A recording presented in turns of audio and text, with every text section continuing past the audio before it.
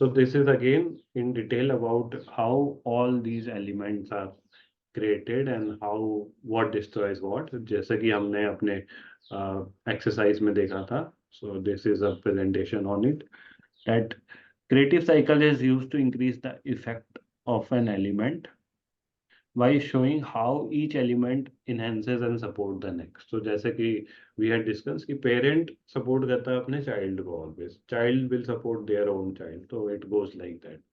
So like we had seen, water nourishes the wood.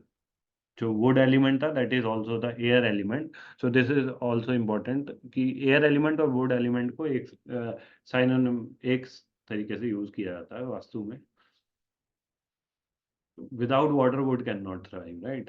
Wood feeds fire. The wood provide the fuel for fire to burn. Wood से क्या आता है अपना fire element. फिर fire creates earth. Fire produces ashes, जैसा कि हमने सीखा था, जिससे कि earth element produce होता है. Then earth produces metal. Metal is again, you can say it with space element somehow. Okay, this is I'm talking about Chinese में ये terminology use होती है. And metal produces water. Metal, or you can say space or whatever. Metal facilitated water condensation and completing the cycle. And similarly, इसका destruction होता है. Wood destroys earth. Trees deplete soil nutrient, leaving the earth barren. तो कैसे air element जो होता है would होता है तो वो अर्थ की चीजें खींचता है अपने आप को बनाने के लिए. Then earth dams the water. तो जो अर्थ एलिमेंट होता है वो वाटर को डैम कर सकता है, उसको बांध बना सकता है, उसका फ्लो रोक सकता है. Then fires destroys metal. Metal destroys wood. Metal tool can cut and reduce wood. Water destroys fire. Water extinguishes fire. So these are very basic things. धीरे धीरे आप प्रैक्टिस करोगे और वही वाला पुराना वाला कॉन्सेप्ट याद रखोगे ना, तो this also you will be able to remember very easily कि कौन सी चीज किसको क्रिएट करती है. बेसिकली पेरेंट्स और चाइल्ड का रिलेशनशिप होता है क्रिएशन का, और ग्रैंड पेरेंट और चाइल्ड और ग्रेट ग्रैंड पेरेंट और चाइल्ड का रिलेशनशिप होता है डिस्ट्रक्शन का. They destroy each other.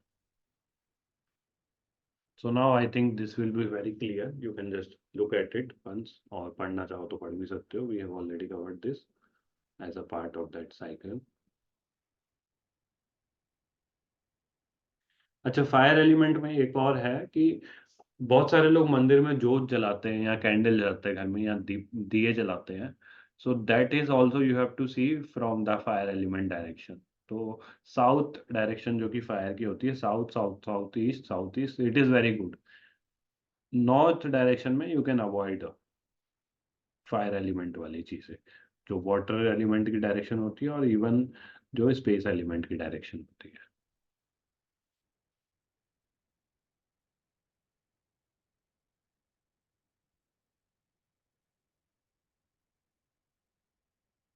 अभी now you will be able to understand from this slide कि ये एलिमेंट रिप्रेजेंट क्या करता है आपकी लाइफ में, और उससे आप ये कनेक्ट कर सकते हैं कि किसी की लाइफ में अगर ये सब चीजें मिसिंग है तो इसका मतलब इस एलिमेंट में दिक्कत है, इस डायरेक्शंस में दिक्कत है उनके घर में.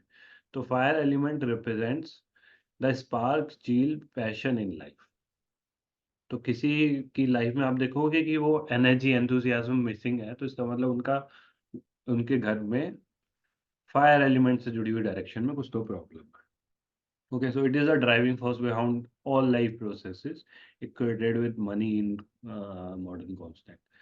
ये कॉन्फिडेंस और एंथुसियाज्म में भी दर्शाता है. ओके, सो सो या so why if you know somebody जिसको आपने देखा हो कि पहले बहुत ही एनर्जेटिक कॉन्फिडेंट हो और फिर बाद में चेंज हो गया हो, तो आप देख के ही बता सकते हो कि अच्छा इनके लाइफ में या इनके घर में वास्तु दोष में फायर एलिमेंट में कुछ तो दोष होगा, यानी कि साउथ ईस्ट डायरेक्शन में कुछ दोस्त होगा, right. So this is how it works.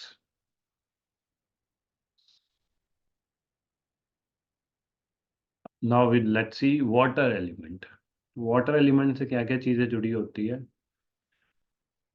To be able to be flexible. Water का नेचर होता है ना, वो एकदम फ्लेक्सिबल होता है. जिस जिस उसमें डालो वो उसी की शेप ले लेता है. ओके, तो जो लोग बहुत ही मतलब स्टबर्न है, फ्लेक्सिबिलिटी नहीं है, तो कहीं ना कहीं उनके घर में वाटर एलिमेंट वाली डायरेक्शन में वास्तु दोष है। तो वाटर एलिमेंट की डायरेक्शन कौन सी होती है? Again north, north east, north north east, north north west. अगर आपका वाटर एलिमेंट वाली डायरेक्शन बहुत अच्छी है वास्तु में घर में, तो इट रिप्रेजेंट्स क्लैरिटी। आपको कंफ्यूजन नहीं होगी लाइफ में। There will be a flow in your life, there will be growth, there will be money, there will be generation continuity. ठीक है। और नए नए आइडिया, अगर आप किसी क्रिएटिविटी वाले फील्ड में हो, ओके, और if you are not getting opportunities also, it is connected with opportunities, then you need to see the water element. जैसे किसी को जॉब स्विच करनी है, नई जॉब लेनी है, तो they should take special care of their water element direction. North direction, north east direction का स्पेशल ध्यान रखें, उसको साफ कराए, उसमें थोड़ा सा जगह हो अच्छी, और उसमें दे शुड मेक श्योर कि फायर एलिमेंट और अर्थ एलिमेंट की चीज़ें ना हो ज़्यादा, तो ना उनको अपॉर्चुनिटी ज़्यादा आने लगेगी। It also embodies healing energy and immunity. And north direction में ये डोमिनेट होता है, जैसे कि फायर एलिमेंट साउथ डायरेक्शन में डोमिनेट होता है। देन भैया। हाँ, यस, एनी क्वेश्चन? हाँ, तो नॉर्थ साइड में मंदिर नहीं होना चाहिए, दिया नहीं होना चाहिए। नहीं रख सकते हैं नॉर्थ साइड में मंदिर। अब बताओ कौन सा एलिमेंट से रिप्रेजेंट होगा, यू टेल। North east. तो मंदिर इज कनेक्टेड विद, वास्तु के हिसाब से north east direction is a very good direction for mandir, क्योंकि वो जो कोण होता है ना, we will be slowly coming to the Ishan को। अलग अलग कोणास। वैसे एक सेशन में कवर किया है हम लोगों ने। तो नॉर्थ ईस्ट इज ईशान कोण। तो नॉर्थ डायरेक्शन एकदम ही वाटर की डायरेक्शन होती है, but north east is good for मंदिर। ओके।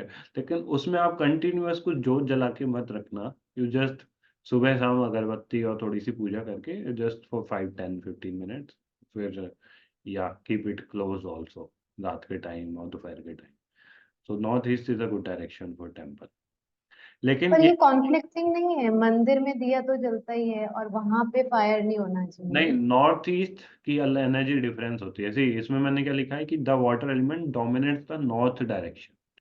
ठीक है। अच्छा। नॉर्थ ईस्ट डायरेक्शन में it is a mix of few different element. Main तब भी वाटर ही होता है, लेकिन there are certain things also. और दूसरा एक रीजन है, मैं आपने क्वेश्चन पूछा ही तो बता ही देता हूँ, कि आप मंदिर रखते हो नॉर्थ ईस्ट की डायरेक्शन में, ओके, लेकिन आप जो दिया जलाते हो ना, तो उसके रिलेटिव आप ना साउथ वेस्ट में, साउथ की डायरेक्शन में, अपोजिट डायरेक्शन में चले जाते हो। तो that is compare to that, that is the direction of fire. तो वहां से आप अगर दिया जला रहे हो, तो that is the way it is done.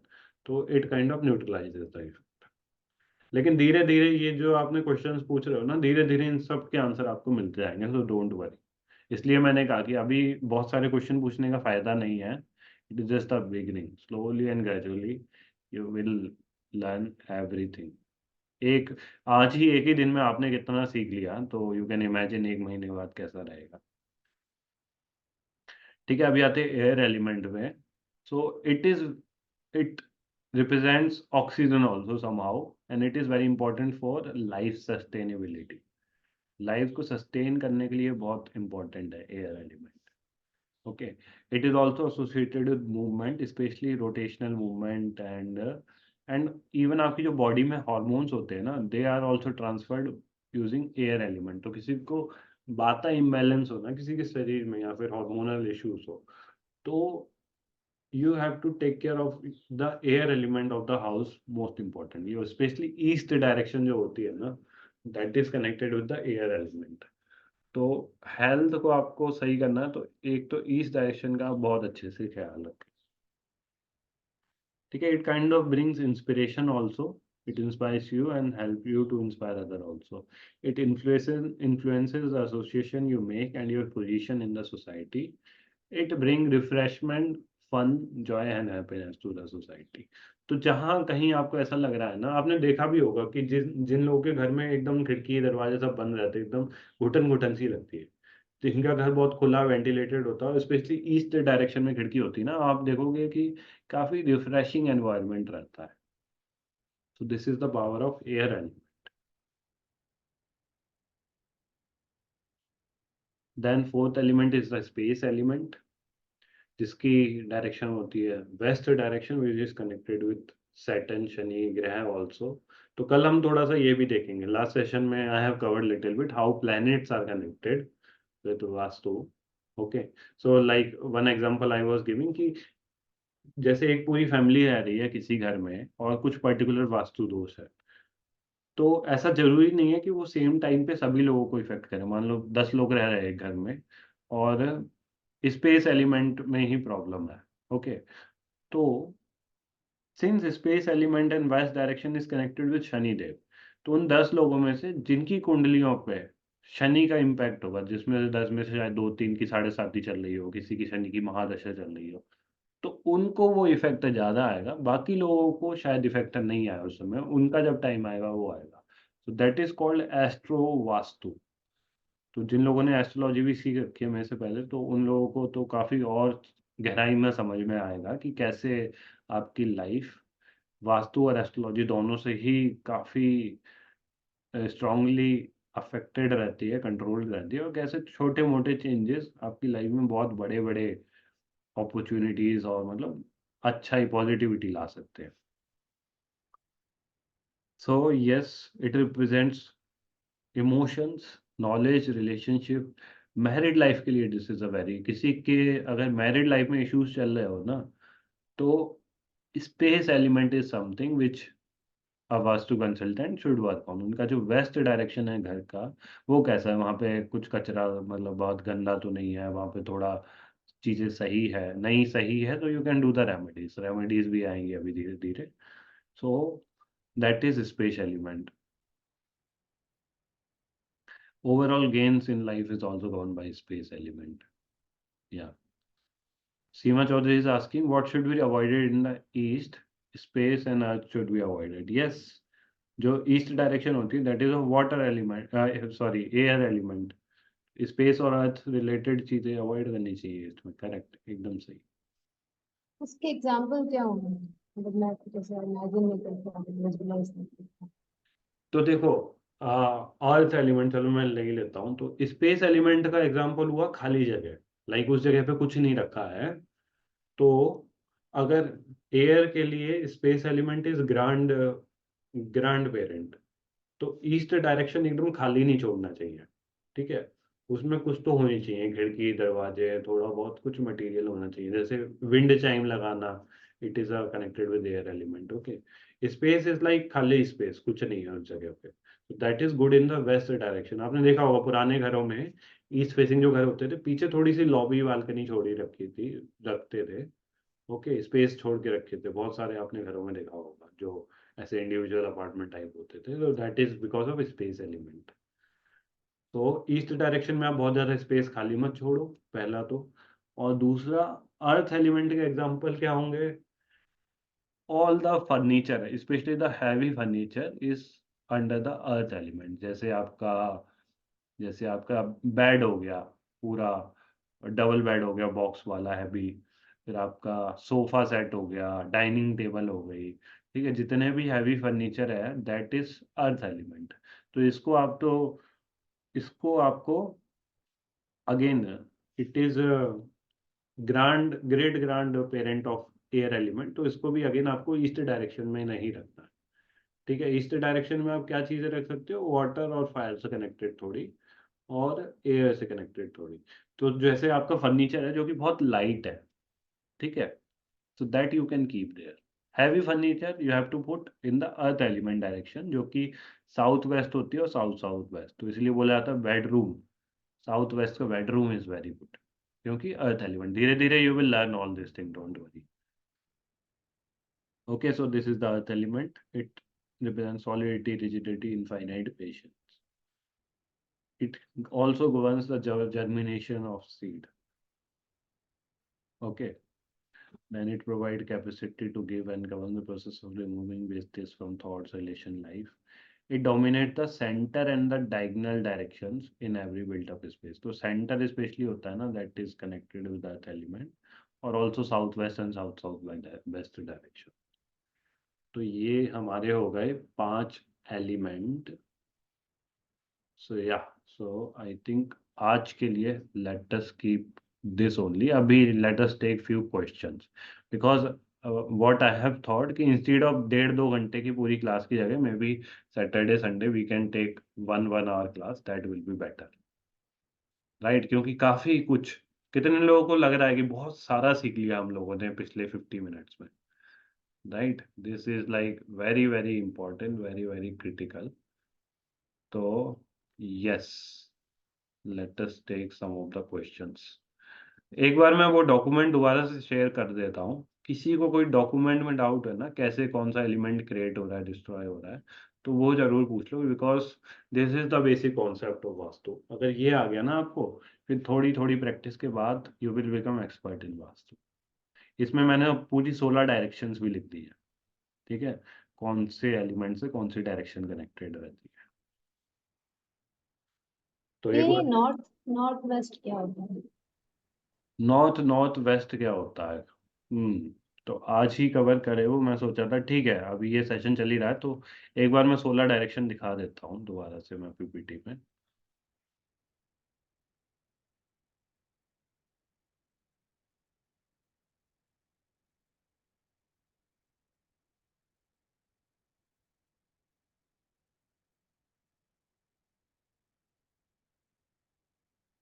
Okay, so you can see the screen, right?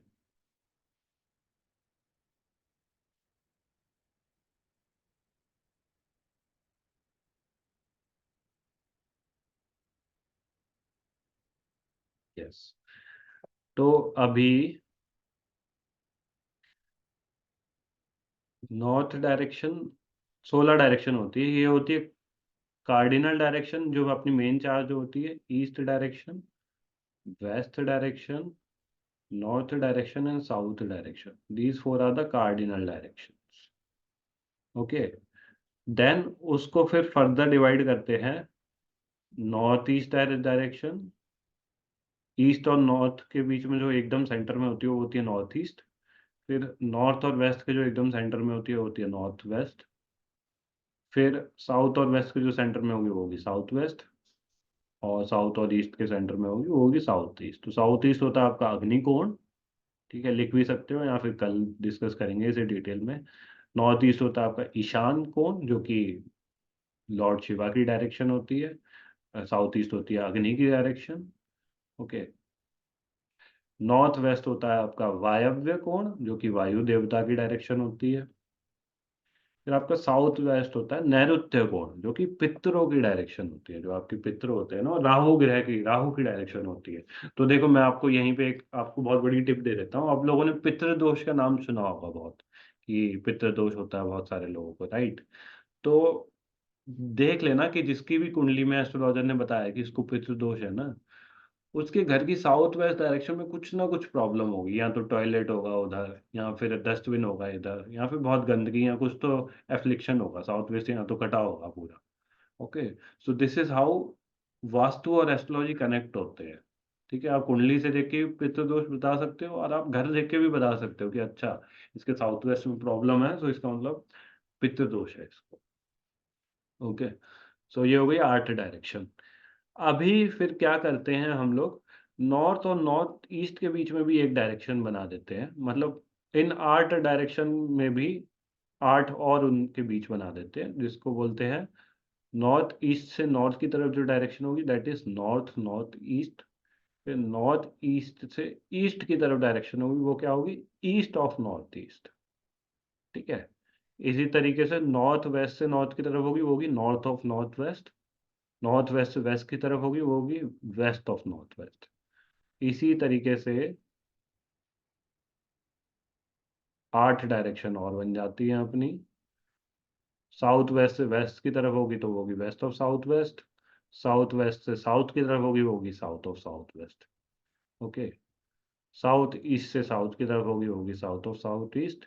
और साउथ ईस्ट से ईस्ट की तरफ होगी ईस्ट ऑफ साउथ ईस्ट। तो ये हो जाती है हमारी 16 डायरेक्शन। ओके, और अभी के लिए इतना ही 16 ही रखते हैं, इसके बाद एक्चुअली इसको 32 में भी डिवाइड किया जाता है जब आपका गेट गेट की डायरेक्शन निकाली जाती है, बट या this 16 is very important and very critical. तो बेसिकली 360 डिग्री का एक सर्किल होता है, उसको पहले तो 4 पार्ट में डिवाइड किया, तो 90 डिग्री की ये 4 डायरेक्शन आई। ठीक है, अब 90 डिग्री को फिर, ये है 90 डिग्री की एक डायरेक्शन। ठीक है, फिर इस 90 डिग्री को फिर 4 पार्ट में और डिवाइड किया, तो 8 डायरेक्शन बनी, तो 45 डिग्री की ऑर्डिनल डायरेक्शन है। तो दिस इज 45 डिग्री। फिर उसको भी फिर फर्दर डिवाइड किया आधा, तो आपकी 22.5 डिग्री की फाइनल सेकंड कार्डिनल डायरेक्शन है। So this is like 22.5 degree के टोटल 16 सेगमेंट में डिवाइड कर लिया एक सर्किल को, जो कि 16 डायरेक्शन हो गई। ठीक है, तो ये सब डायरेक्शन 22.5 डिग्री में डिवाइडेड।